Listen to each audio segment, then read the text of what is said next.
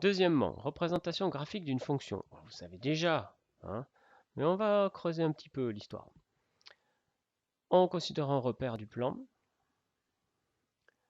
il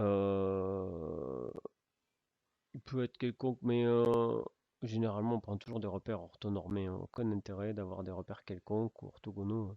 On est tout le temps dans des repères orthonormés quand on fait des fonctions. Le graphe de f est l'ensemble des points de plan de coordonnées x, f de x, lorsque x parcourt d de f. Qu'est-ce que c'est que ce charabia? Eh bien, c'est ce que je vous ai déjà expliqué plusieurs fois. Alors, on le note c de f, ou alors cette lettre c'est gamma. C'est le gamma majuscule grec. C'est un T avec il manque la moitié de ta barre. Alors, la notation ensembliste, c'est ça. Bon, alors allons-y tranquillement. Qu'est-ce que ça veut dire cette histoire? Nous avons un repère. Enfin, ce que je vais dire, on a déjà travaillé sur ce genre de choses. L'ensemble de définitions, c'était nouveau, mais là, ce dont je vais vous parler, c'est complètement classique. Si vous prenez la caractérisation du fait comme point, ce point, le point A, il appartient à la courbe de la fonction f si et seulement si ses coordonnées sont les coordonnées suivantes. Alors, pour l'abscisse, on ne peut pas imposer l'abscisse. L'abscisse, ça va être le x. D'accord? Mais une fois qu'on a imposé l'abscisse, il n'y a pas le choix. Il faut que l'ordonnée, ce soit l'image de x par la fonction. C'est tout. C'est juste ça qu'on dit.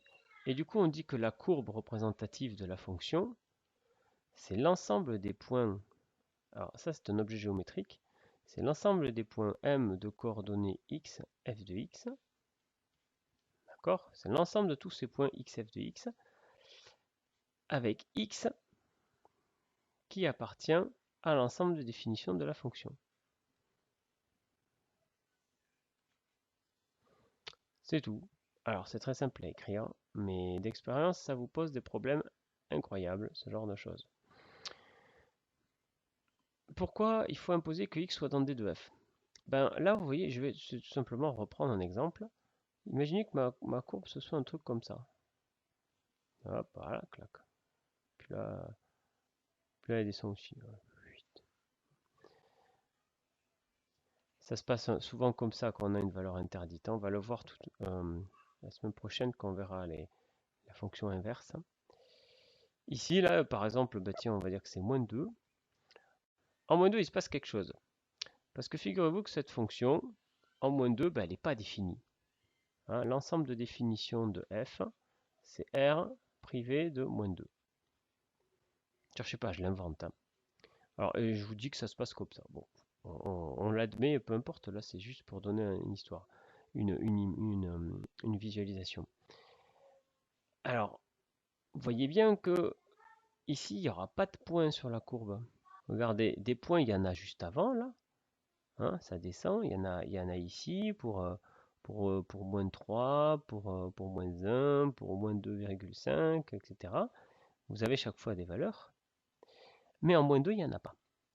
Donc le graphe, c'est comme si vous lui donniez un coup de ciseau. D'accord? Il se brise.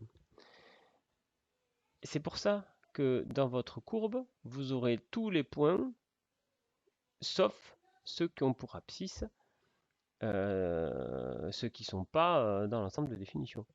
Bon, ça semble relativement logique. Je vous en dis pas plus. On va faire l'exercice 2 qui va vous plaire.